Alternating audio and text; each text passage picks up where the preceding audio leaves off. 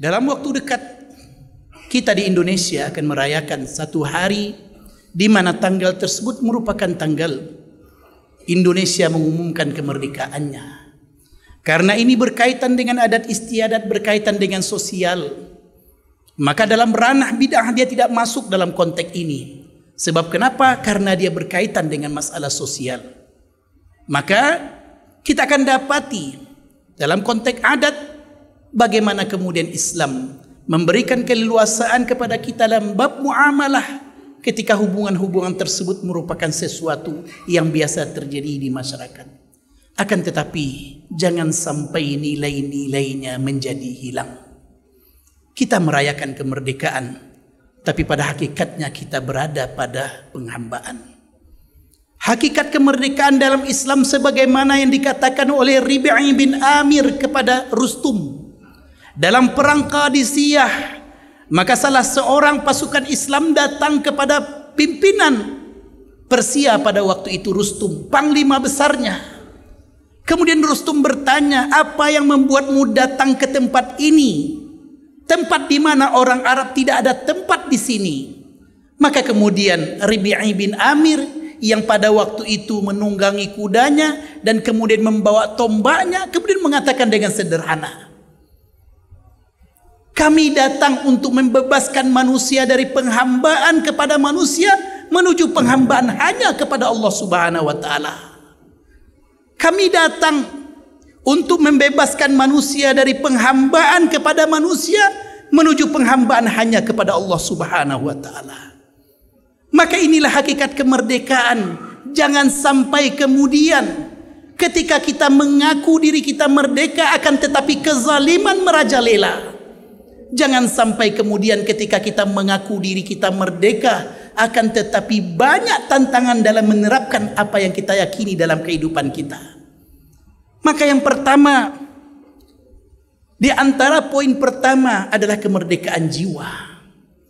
Ketika Allah Subhanahu wa taala berfirman dalam Al-Qur'an, "Wa ma khalaqtul jinna wal insa illa liya'budun."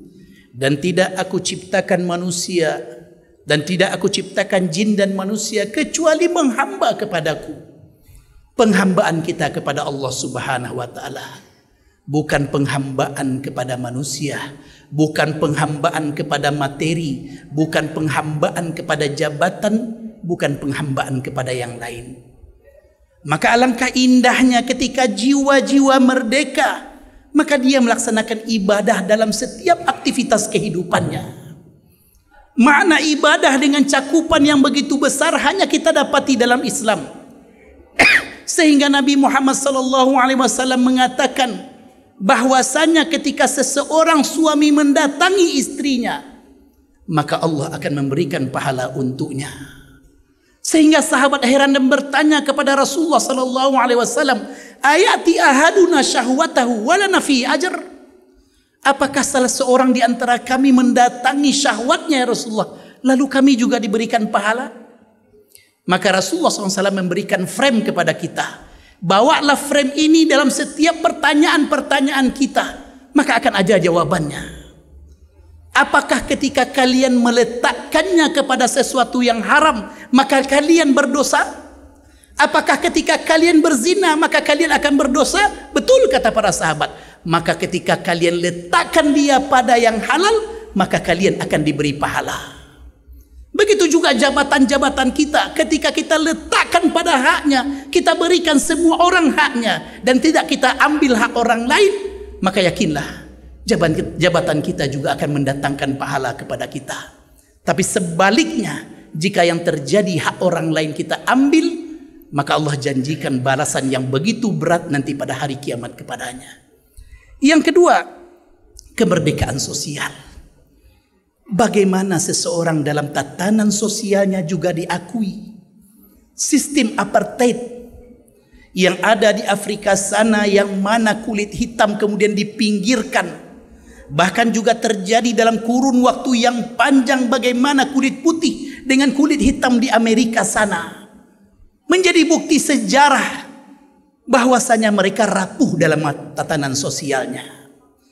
Akan tetapi sejak Islam datang dari awalnya, kita akan dapatkan gambaran yang luar biasa. Bilal bin Rabah, seorang budak berkulit hitam, tapi ternyata beliaulah dipilih oleh Nabi Muhammad SAW sebagai muazzin, mulai dari awalnya sampai akhirnya. Maka setiap yang muazzin biasanya di tempat kita digelari dengan Bilal, sebagai penghormatan kepada Bilal bin Rabah. Walaupun kulitnya hitam, tidak ada perbedaan antara warna kulit dalam Islam, kecuali hanya ketakwaannya. Tidak ada beda antara pejabat dengan stafnya di hadapan Allah Subhanahu wa taala, kecuali juga ketakwaannya. Maka Bilal bin Rabah suatu ketika pernah direndahkan oleh seorang sahabat mulia, Abu Dzar Al-Ghifari.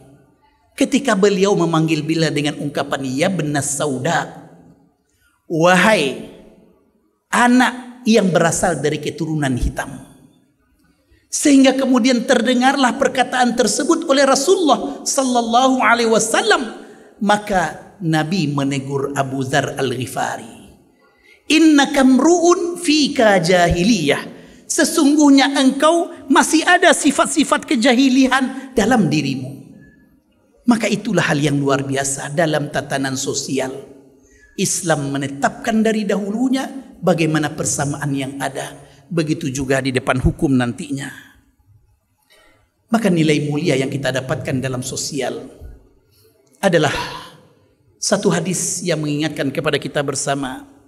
La yu'minu ahadukum, tidak sempurna iman salah seorang di antara kalian ketika dia berada dalam kondisi kenyang, sedangkan tetangganya berada dalam kondisi lapar. Itulah hakikat kemerdekaan ketika kita menghambakan diri kepada Allah. Maka harta kita bukan semata-mata milik kita, tapi ada hak orang lain di dalamnya. Ma'asyiral muslimin, sidang jemaah Jumat yang dirahmati Allah. Yang ketiga, Islam menekankan prinsip keadilan. Kemerdekaan dalam hukum merupakan salah satu tatanan yang sangat dijaga dalam Islam. Dan pernah terjadi dalam sejarah ketika hukum dikendalikan oleh orang-orang yang menjabat oleh pemimpin-pemimpin diktator, maka kemudian digambarkanlah tentang segitiga yang pernah ada.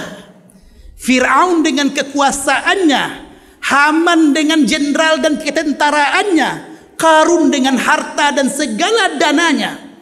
Maka kemudian mereka merajalela, dan kemudian hanya dengan nikmat yang Allah berikan kepada Nabi Musa melalui seruan yang benar, maka kemudian mereka hancur dengan satu hal yang sangat luar biasa. Dan sejarah akan berulang setiap waktunya. Ketika tiga pilar yang kuat dalam teori kepemimpinan, ketika mereka kemudian tidak berada pada orang-orang yang benar, maka tunggulah kehancurannya.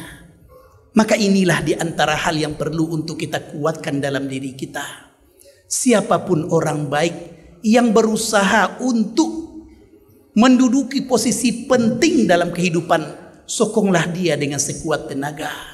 Bukan hanya kekerabatan yang didepankan, akan tetapi ketika amanah berada di pundaknya, dia mampu menjalankannya dengan baik. Kita akan dapati ketika Umar bin Khattab radhiyallahu anhu berada di kota Madinah, lalu datang kepadanya seorang Yahudi berjalan kaki dari Mesir, sekedar bertemu dengan Umar bin Khattab khalifah pada waktu itu. Lalu kemudian dia tidak percaya ada khalifah yang bisa tidur di tempat di bawah rindangnya pohon. Lalu dia mengadu tentang anak gubernur Mesir yang semena-mena dengan tanahnya. Maka Umar bin Khattab radhiyallahu anhu menunjukkan keadilan Islam. Cukup dengan memberikan pedang, lalu dibuatlah garis pada tulang, lalu diminta untuk diserahkan kepada gubernur Mesir pada waktu itu, Amr bin As. Ketika Amr bin As mendapati tulang dengan satu goresan pedang yang panjang, yang lurus, maka kemudian dia berikan hak orang Yahudi. Lihatlah dalam sejarah dunia, Kalau umat Islam mayoritas, tidak pernah yang minoritas tertindas. Kenapa Indonesia aman? Karena mayoritas adalah kaum muslimin. Tapi cobalah lihat dalam sejarah kapanpun juga, kalau umat Islam yang minoritas, maka biasanya mereka akan dibunuh, mereka akan diusir dari kampung halamannya. Ma'asyiral muslimin, sidang jemaah Jumat yang dirahmati Allah, belajarlah dari sejarah. Jangan sampai kita menuduh diri kita sendiri dengan sesuatu yang tidak pernah terjadi dalam sejarah. Bersikap objektiflah kapanpun juga. Bersikap objektiflah dalam permasalahan apapun juga, sehingga kita mendapatkan keberkahan daripada Allah Subhanahu wa taala. Dan yang terakhir, kemerdekaan dalam menjalankan keyakinan kita. Jangan sampai yang terjadi justru sebaliknya. Ketika undang-undang kita menjaga agar semua umat apapun di dunia, di Indonesia ini, agama apapun, dijaga kemerdekaan mereka dalam menjalankan agama mereka, namun justru yang terjadi, yang mayoritaslah yang kemudian yang dihalangi. Kalau datangnya dari seseorang yang mengaku dirinya bukan Islam, maka mudah untuk kita mengatakan musuh Islam. Tapi kadang-kadang yang tidak membuat kita habis pikir adalah ketika yang melakukannya adalah bagian dari tubuh umat Islam itu sendiri. Maka mudah-mudahan Allah kuatkan langkah-langkah kaki kita. Walau apapun keyakinan yang ada, maka ada kemerdekaan dalam menjalankannya. Dan terutama ketika kita meyakini Islam sebagai agama, Allah ingatkan kepada kita, memang ada ungkapan dalam Al-Quran, la ikraha fid din. Tidak ada paksaan dalam agama. Ketika orang lain meyakini kebenaran agamanya, tidak boleh kita memaksa untuk mereka ikut dengan agama kita.